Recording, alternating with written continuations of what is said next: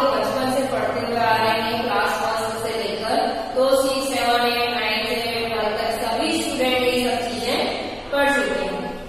आज मैं इसमें पढ़ा रही हूँ आपको पर्यायवाची। पर्यायवाची क्या होते हैं?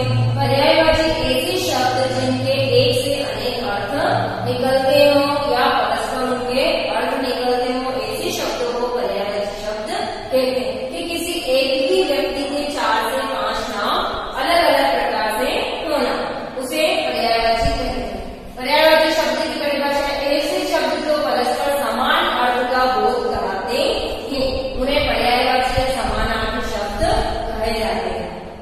हम भी हैं, जैसे हमारे भी 2-4 नाम हमारे घर में कोई हमें अलग अलग नाम से बुलाता है ना, तो सबको सब नाम नहीं पता होता। एक जो स्पेशल है, पर्टिकुलर एक नाम जो हमारा विशेष तौर पर होता है, उसी से हम वो सब जानते हैं। ऐसे ही यहाँ पर कुछ विशेष नाम जो होते हैं, उन विशेष नाम से ही व्यक्ति की पहचान होती है, परंतु इसी के अलग अलग अर्थ अलग अलग शब्दों के रूप में प्रयोग किए जाते हैं। ऐसे शब्द जो परस्पर समान अर्थ का बोध कराते हैं, उन्हें पर्यायवाची या समानार्थी कहते हैं। मैंने कुछ शब्द यहाँ लिखे हैं, आपके पास जो भी व्याकरण की बुक है, उस व्याकरण की बुक से आप इन चीजों को पढ़ेंगे, चाहे वो 1st से लेकर 12th के बीच में कोई सी भी हिंदी की व्याकरण की बुक हो, उसे आप संभाल कर रखें और उसमें से आप इन सब चीजों को पढ़ें। आज मैंने आपको यहाँ पर कुछ शब्द लिखवाए हैं, उन्हीं के मैं पर्यायवाची शब्द आपको बता रही हूँ। इन्हें आपको अपनी कॉपी में नोट डाउन करना है और टेस्ट के लिए, एग्जाम के लिए आपको इनको तैयार करना है। ठीक है, तो देखिए सबसे पहले अग्नि। अग्नि का अर्थ क्या होता है? आग। अगर किसी ने पूछा आग का अर्थ क्या होता है? अग्नि। अग्नि का अर्थ क्या होता है? आग। अब ये 2 शब्द आपको मालूम, लेकिन अनल और पावक भी इसमें 2 नाम लिए हमें पता नहीं पता है ना। मान लीजिए आपके पास किसी ने पूछा पावक क्या होता है, तो आप कहेंगे हमें क्या पता पावक क्या होता है।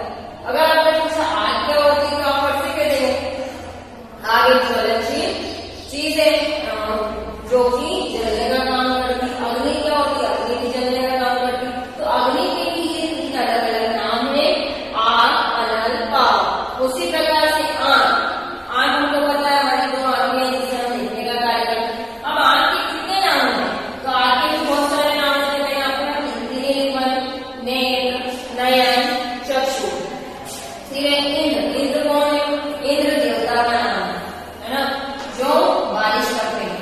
उनके नाम है देवेंद्र, महेंद्र, सुरपति। सुरपति क्यों है? क्योंकि वो देवताओं के राजा है। कमल। कमल का फूल तालाब में खिलता है। अब कमल के फूल के कितने नाम है?